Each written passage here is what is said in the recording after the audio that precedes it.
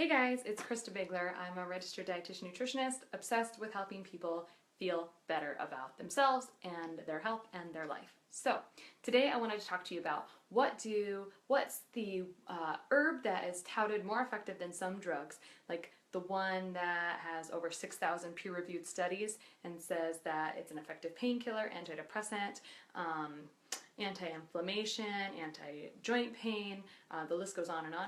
What does that herb, feeling a little bit more happy about yourself and your life, and no more timeouts or detention have in common? Well, I'm having a back to school Zen week next week, and those are the three types of things we're going to chit chat about. We're going over mind, body, and nourishment. So first of all, the nourishment portion, because I love to eat and that's what I like to talk about the most. We are going to be looking at recipes that are anti-inflammatory, nourishing and anti-inflammatory. And the spoiler is that a lot of the recipes are going to have turmeric in them. And turmeric is an ancient herb that, well, it's been around since forever, right? But it's been used by Indian healers in Ayurvedic medicine for thousands of years.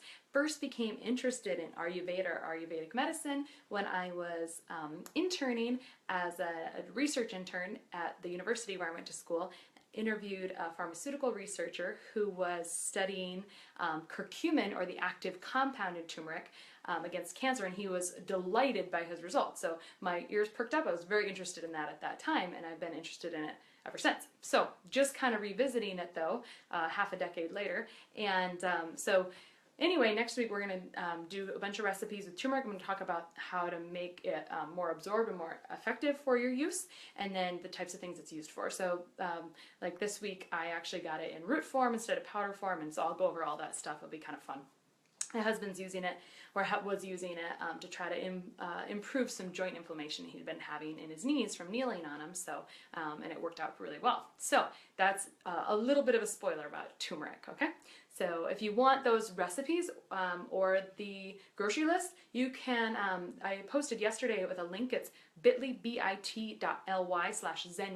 and it'll like automatically show you the grocery list, so you can grab that if you need to. So that's the nourishment part of that.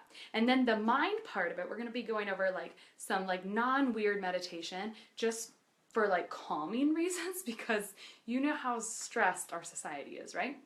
That and some little happiness hacks that kind of make your day better. So that, I won't give you too much information about that, but like just some things that I use to kind of up your happy meter, because we can all use a little bit of that. So the nourishment, the mind, and then the body. So last piece is this month I was doing a yoga retreat, and never really knew anything about yoga, right? And this is a beginner yoga retreat, so it's all about like showing you the very basic fundamentals and nothing weird. Like, it just shows you how it's really beneficial for stretching and toning and things. I felt that yoga was an integral part of me recovering as a postpartum mom, actually. So that's like a gift I want to pay forward. So that's optional. Like, any of that's optional if you opt into the group next week, but you're sure welcome to. So, or you don't even have to join the group. You can just get the recipes and the grocery list and in the info if you click on that link. So just want you to have that information if you want it.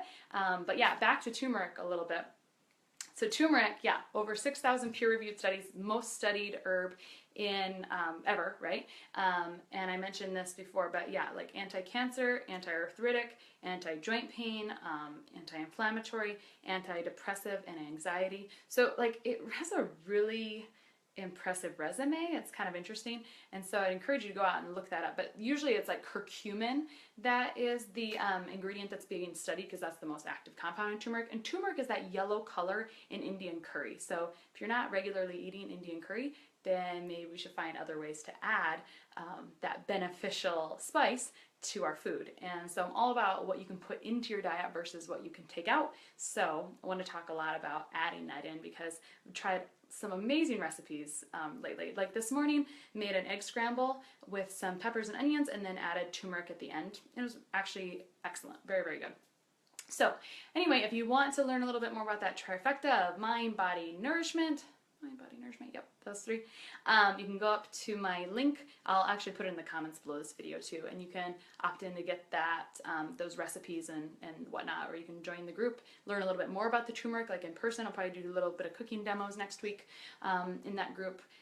Or if you just want the recipes to do them yourself, they are absolutely delicious. I can't believe how good they are, and that's like the biggest thing, right? So anyway, all about just like lowering the stress level and adding foods that are good for you. So just wanted to pop in here and tell you a little bit about turmeric, little beginner yoga, and then little happiness hacks. So I hope you'll join us next week, and if you don't, hopefully we can do it again sometime, or if you just want the recipes, you can go grab them. So give me a thumbs up if you like hearing about turmeric and anti-inflammatory stuff, and comment below for the topic that you want to hear next. Have a good day.